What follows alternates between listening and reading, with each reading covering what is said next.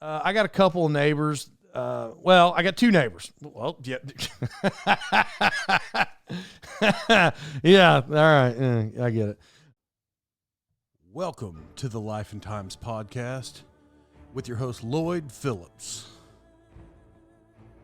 This is a podcast that's put on for the people, by the people, of the people. To be honest, I think I'm the only people. It's really just going to be me, probably. And occasionally maybe some other people. But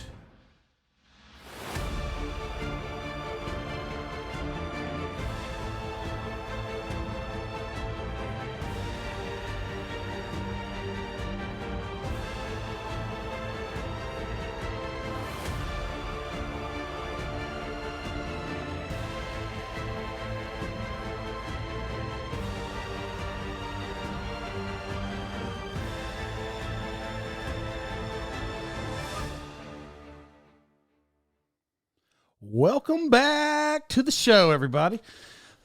This is Lloyd Phillips. I'm the host of the Life and Times podcast, and I'm glad that everyone is returning. I learned in podcast world, here's what I learned in podcast world. I heard some other people doing it, but I kind of figured it out myself. For those who listened over the holidays, I appreciate that. I appreciate that a lot. But I found out overall people don't really listen to podcasts during the holidays. Nor did I. So that's not true, because I would listen to it when I was doing my daily walks. But just on average, if people aren't doing that drive or you're not sitting in the office. So, yeah, I learned that. So I'm glad that everybody's back. It's the new year. Of course, it started last week. We don't need to rehash any of that stuff. But so I appreciate anybody who's new, who's listening in. So good you're here today. And, let's kick us off like we always do. All right, so we're back. Now, I've done a couple of things this week that I have not done in a long time or even helped out with. I helped out. I really was just moral support. So this week I got a call from my friend. He said, "Hey, what are you doing at 10 o'clock tomorrow?" Now, this particular friend, who I like a lot, I love the guy, but he has a tendency to want to do less manual labor than I do. And so when he asked what I was doing at 10, though I would help him with real stuff, I just don't know the con. Now, if we did it together, no problems. I just didn't know how much I was going to be doing as opposed to what he was doing. And if it was more than he was going to be doing since I was helping him, my answer was going to be no, by the way, for anybody who's listening or wondering how I operate. That's how. And so, I wasn't going to go be doing any heavy lifting. So I was like, "Hey, what do you got going?" And he's like, "Well, I got a couple of cows I got to give shots to." And I said, "Okay." And he just made it sound like that. Now the guy, he's a small-time cattle farmer. He's a part-time. I don't know if he's getting into it or if his attempt is to make it larger or if he just wants to say the same. I don't know. So I'm going to call him a cattle farmer, though that's not his only business. That's what he's got into. And so I'm curious as to what we're going to be doing, even though he says shots. I mean, I get that. By the way, for anybody listening, I'm not a cow guy. I'm not. My mom and dad had cows a long time ago. I helped out some. I didn't help out loads, but that's my background with cows. So I go out and I'm like, or no, that conversation, I said, "All right, so what do you want to do?" He's like, "We're going to give them shots." And I said, "Okay." And I was like, "What do you want me to do?" He's like, "Just be there." Once again, suspect answer. That's what I think. So I'm like, "Well, since you've never called me to actually help you with your cows before, who else is going to be there?" Because that sounds weird. And so it was another kid. We're going to call him Will Rogers. We're going to call this kid Will Rogers. So I'm like, "Okay, we'll be out there tomorrow with Will Rogers. I'll see you at 10 o'clock. And I made it known. I'm probably going to record a lot of this, on the phone. So I show up at his house. We go out to the, let's call it the cattle ranch. We go out to the cattle ranch, large scale operation he's put together. And it's super muddy. That's a side note, but it was just so over the top muddy. I noted it because just for visual pictures in your mind purposes. It had been raining a lot, and then the cows walk back and forth, and it's just like mush. Looks like a pig pen, but on the entire road. And so if you don't have if you have a car, you will not get in if you have a car, 100%. So you get out there. We got to corral the cows that we need. That in itself was a process, but here's how it went. One of those cows was really sick, and he said, now watch this cow, it'll charge you. That was like his first warning. The cow will charge you. Right there, right when he said that, I automatically figured out, did he bring me out here for personal humor? Because if that cow charges me, what am I going to do? Am I going to be a bullfighter? I don't know, maybe. I'm not sure. Whatever you thought you were going to do in your mind automatically actually goes away, because as I just described the road, that's literally what the pen looks like. Of course, it had a little hay bale in the corner, and it had a water trough. It had three water troughs. 2 feed troughs, 1 water hole thing, whatever. So the rest of it was a pig sty. It was just a pig pen, like just mush and, cow dung. That's a side story I may get to if I remember. Dung. We're going to call it cow dung. And I'll tell it later. So that's all it is, like mud and just cow poop. It's everywhere. Well, we're going to try to corral it to this gate. It's a series of gating systems in order to get the cow into the chute, so you can lock its head in and give it the shots to make it better. That's what you're trying to do. That's what you're trying to achieve. A large series of gates. Whoever put this together the gating system really was actually kind of elaborate, I thought. Well, anyway. Well, we can't get the cow to go in there, and I've already got the warning that it'll charge you. Now, it didn't all-out bullfighter charge us, but when you got 3 guys trying to walk it in one location, no, it didn't go in that location just as you would think. And the problem is like my buddy Chad's over on the fence, so anytime the cow turns to him, he's got a water trough, a water bucket, and his foot on the fence already as he's yelling, right? He's got a shot. And then we got Will Rogers over here, and I call him Will Rogers because he's got a rope. He's doing rope tricks.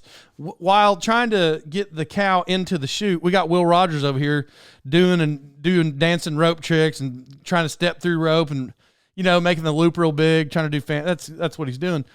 And they stick me in the middle. Now, he wants me to record. He's like, hey, record some of this. The only problem with recording is I got my phone out trying to record this crazy cow. I don't know what the cow's got. He says pneumonia. I think it's mad cow disease. And so edema. It either has, and actually I did that wrong. The first cow of the day. Well, I'm really I'm really mixing these cow stories, but I started with the crazy cow, so I'll just start there. The crazy cow either has congestive heart failure, liver failure, or parasites. I believe that's what he says. So we're getting into the chute to give it shots, but it's not going, and it keeps turning towards us, and I'm stuck out right in the middle. The only problem with me being in the middle is, look, I'm kind of chubby these days. You hear me say it every show. I'm a little bigger than just regular fit people, and I'm suctioned in the mud. Every step is a new suction, and I got to yank as hard as I can. Well, when I'm trying to record and the cow turns and faces me head up, like the cow's coming to get me head up, I'm not just going to stand there and hold the phone. I need an out. And the problem is he's going to charge, I'm going to be suctioned to the earth, and I'm going to get hammered, or I get my foot unsuctioned, but I'm in a foot of mud, and assuming I don't actually create a suction, I'm going to slip instantly trying to run, and the fence still is a ways, and now I'm going to have mud all over my boots, and I'm going to slip. And what's going to happen is, watch this reference.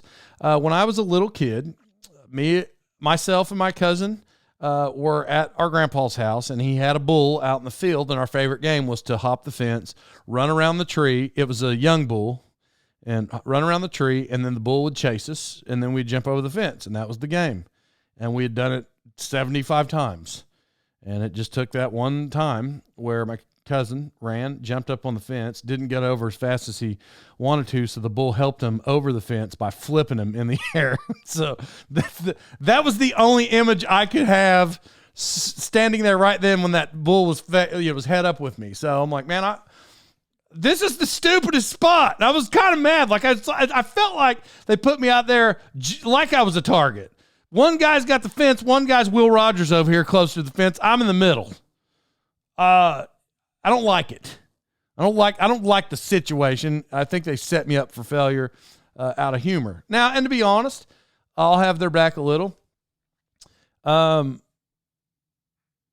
I probably would have done the same thing to my friend because I would have thought it was funny. Not if he got hurt, but, if it helped him over the fence by hitting him in the butt and flipping him in the air, well, that would have hurt him. My friend's not that agile, so probably would have hurt him. Maybe it wouldn't have been funny, but initially, before he rolled over moaning, I would have laughed. Finally get the thing into the series of chutes. I don't know. There's like 30 different gates. We finally get it into the proper area. And that's it. We lock it in. He gives it a shot and send the cow on its way. Now, accidentally, getting ahead of myself, I told that story in reverse. That wasn't the first cow we did, but the second one really wasn't as hard. We finally so they're both done at this point. So they released this cow. Now, I'm not a cow doctor. I'm not a cow doctor. Don't know anything about cows, but I'm going to go ahead and give this cow, upon my no cowboy sight, I'm staring at a cow that I know has got about 2 days left. That's my guess. When we left, I'm like, a cow's not going to make it through the night, but 2 days max. And I think that was Friday.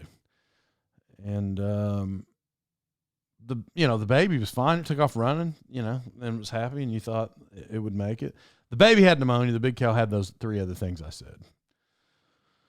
Well, we got a call at 5:00 today. Neither cow made it. So it made me believe that my buddy, maybe he's not a good cow doctor. Maybe he is like 3rd place in the cow doctor department. And maybe his shots were very ineffective. The shots were very ineffective, for all I know. It didn't seem to work out. And I think we're going to go set some flowers out on the cow grave tomorrow, because that's what you do when cows die. That's what I've heard anyway. So that's my story. You hear how somber that got? You hear how your heart went out for those cows? I don't know why they died. I don't know why they died. That baby, there's no way. That calf, there's no way in the world I thought that it wouldn't have made it. But the big one, man, that big one, I don't even know how it made it before I got out there. He said it looked worse before, so worse was bad shape. I'm telling you that. So it made it like a week. Kept giving it medicine, didn't work. And then it led me to believe. I'm like, Chad, are you a certified animal physician? I mean, that's like who's that guy? I don't know. It's like those guys in Mexico who doesn't really have a license to practice, but they're doing cosmetic surgery. I mean, I feel like that's what happened. We didn't do any surgery, but, maybe the shots went in wrong. Maybe you shot it in the wrong place with the needle.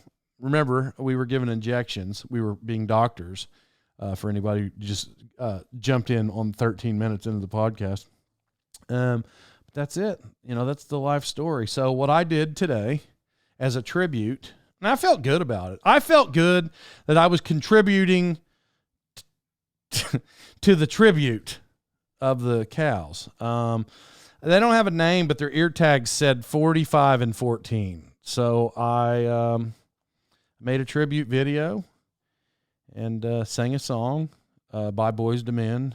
It's so hard to say goodbye, and I sent that to the small time cattle rancher, who I have no doubt will be a big time cattle rancher one day. So anyway, I made the tribute. It was a, really sad deal for the farmer, but he's going to have to get to it if he's going to have to get over it if he's going to have a cattle ranch, because I don't know anything about cattle, but I did have a friend. Hey, welcome to today's edition of Animal Operations. I didn't know that that's what I was going to be talking about, and not until I just recalled this last conversation. I'll try to remember the cow dung story in a little bit. This story honestly lasts 10 seconds, but that's why I said the word. I'll get back to it. Still not telling it yet. So my friend has this, his dad has chicken houses. Now, he walks the chicken houses every day. And when you have chicken houses and you have, I don't know, 20,000 chickens, I don't even think that's an exaggeration. If you've ever been in a chicken house, it's crazy. By the way, smells horrible. Or as some people would say, smells like money. You know, that's what some people would say. Smells horrible. But every day he'd walk it. And so I was at his house and we went to walk the chicken houses. And to be honest, I don't remember what you're looking for.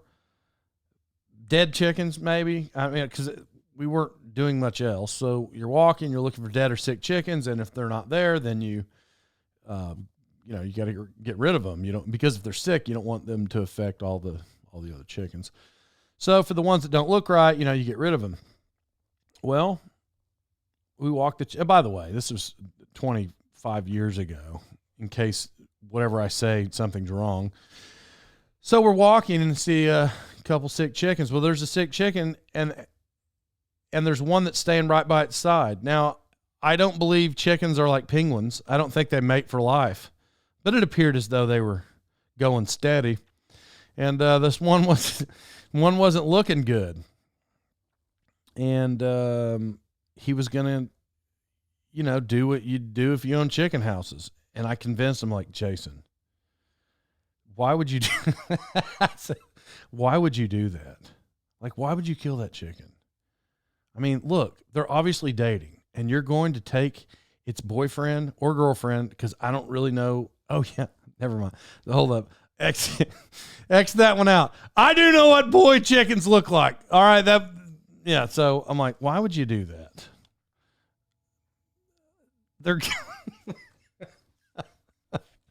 I don't even know how to explain, because I just made myself sound really dumb. But look, anyway, I'm like, don't get rid of its partner.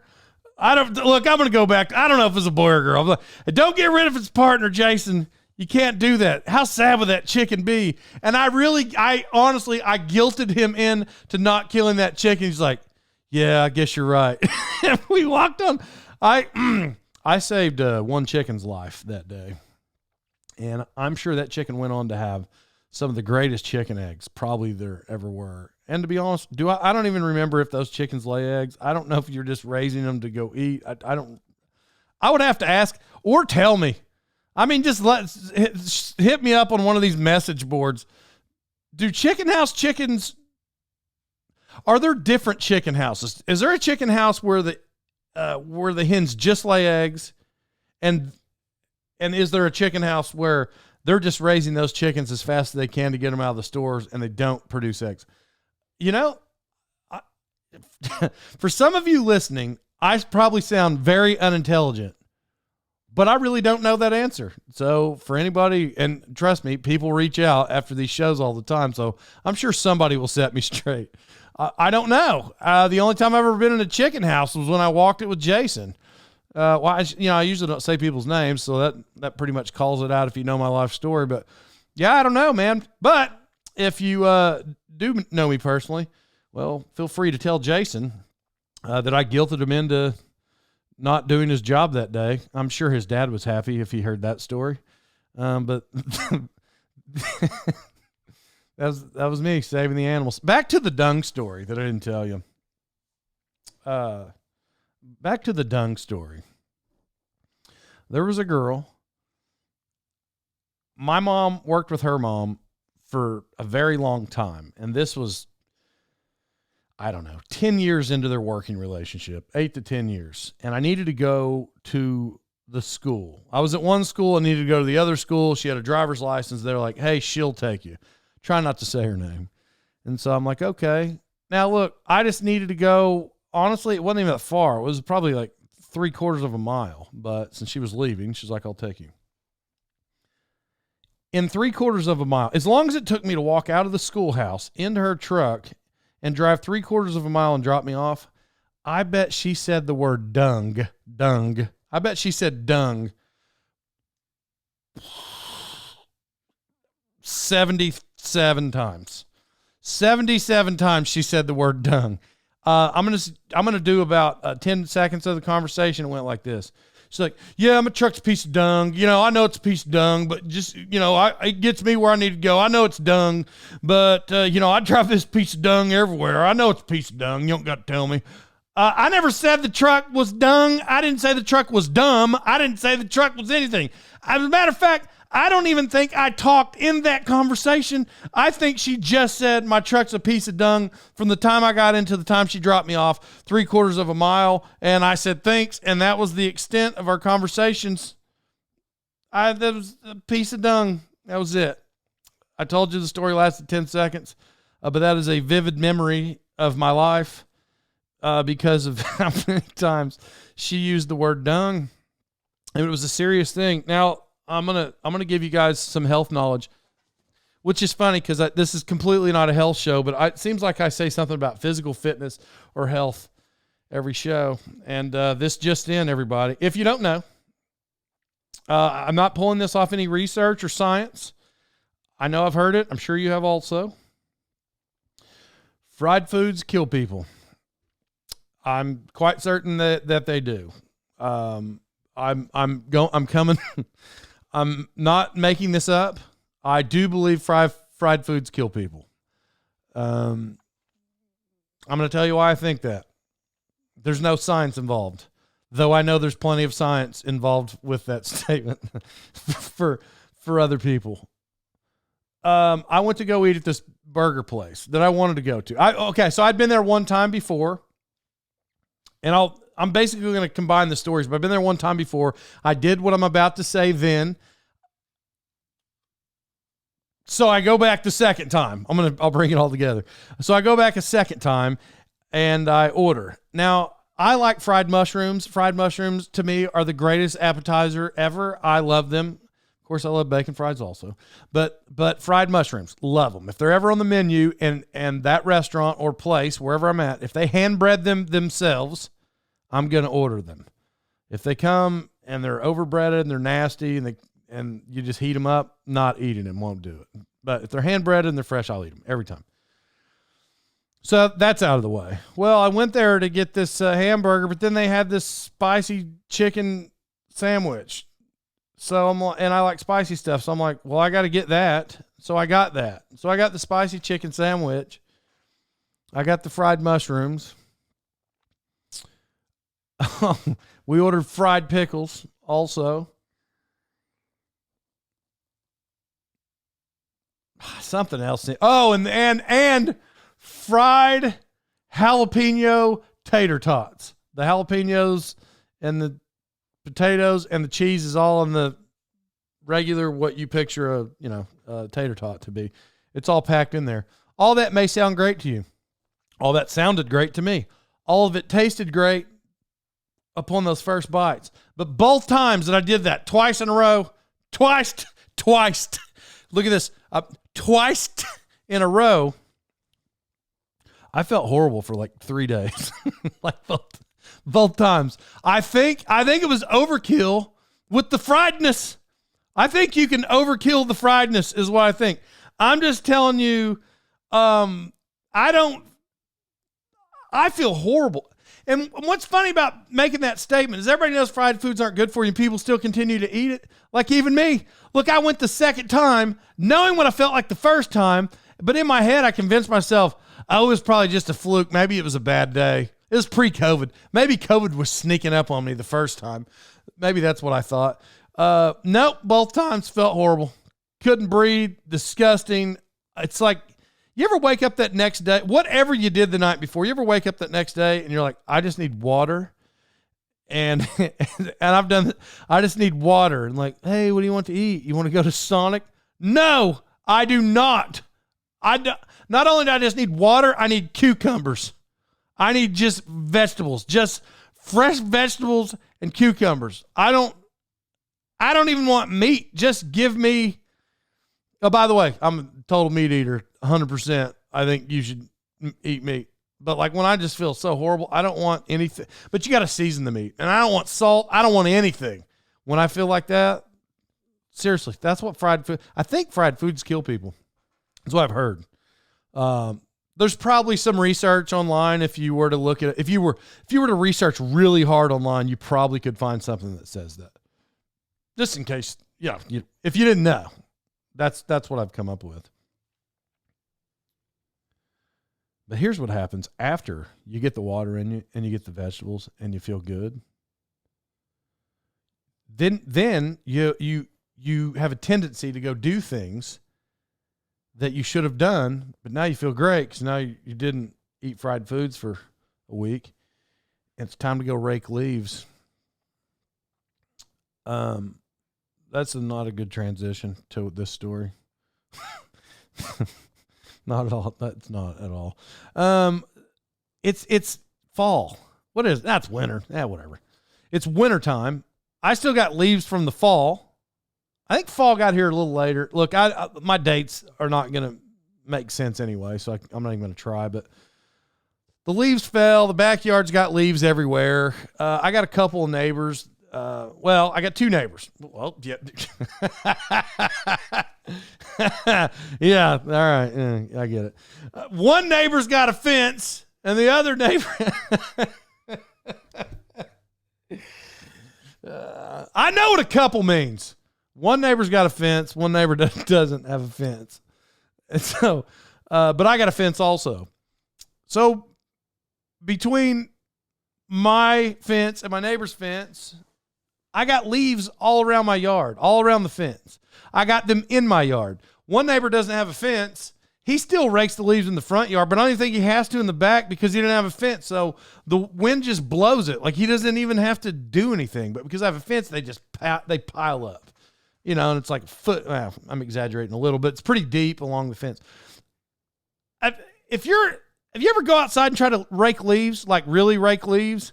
Now, if you do it for a living and you've already passed this part, okay, good for you. But if you don't rake leaves very often, or if you pay somebody to do it and you just completely don't know, my back hurts in like 3 minutes from raking leaves. 3 minutes of raking leaves, back hurts, can't walk for a week. So I'm raking, and I'm gonna guess I got 14 piles of leaves, 15 piles. I don't know, 20 piles. I bag up 4 a day. That's it. That's all I got, 4 a day. So basically, by doing that math, by April 14th, I should have all these leaves bagged up in the yard. And I'm pretty excited for it. But the point is I can go do that. I'm feeling frisky, everybody. I'm feeling real frisky because of these new athletic accomplishments. So what I'm doing by feeling all this friskiness, look, man, this week I even performed weight training. As stated last week, I'm in the 300-mile challenge. I've done extracurricular activities.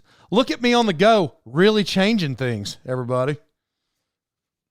I mean, seriously, if I keep this up, Billy Blanks is going to be calling me. For anybody who's below the age of 27, he invented Tybo, which was all the craze back in the day. All the craze. Sorry, about flipped my headphone off.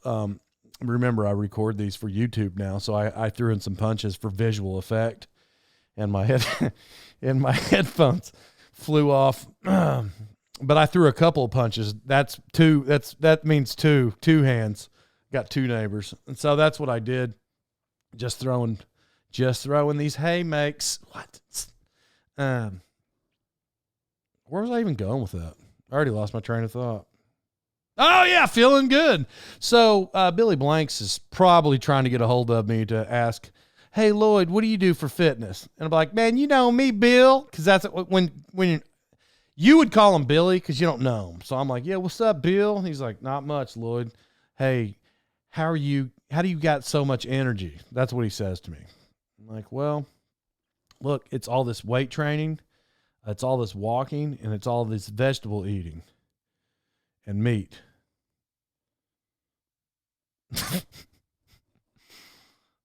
Yeah, that story was going nowhere.